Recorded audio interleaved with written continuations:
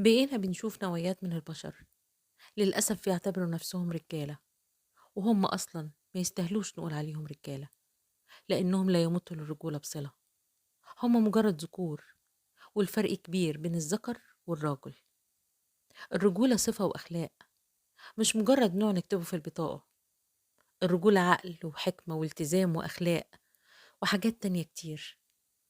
مش من الرجولة إننا نلاقي إنسان يهين ست ويقهرها ويعاملها أسوأ معاملة ويقول أنا راجل.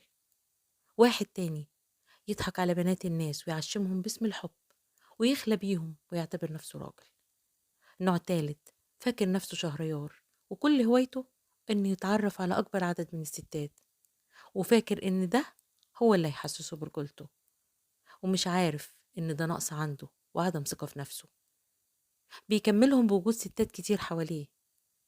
نوع رابع قاسي وأناني وقوته بيستمدها من قهر أي ست، وفاكر إن دي هي الرجولة. ونوع خامس وسادس وسابع وعاشر، أنواع كتير. الرجولة بالنسبة لهم صفة في البطاقة وبس.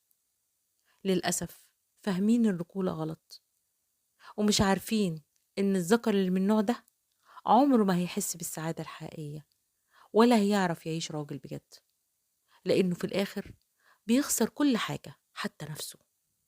الرجولة يا سادة التزام وحكمة وعقل وحنان ووفاء وتحمل مسؤولية، مش خيانة وغدر وقسوة وعلاقات كتير. الراجل الحقيقي هو اللي يكون راجل مع الست، مش راجل عليها. راجل أهل للثقة، يحسس أنثاه بالأمان، يحسسها إنها في حماية راجل بجد، مش مجرد ذكر أو دون جوان.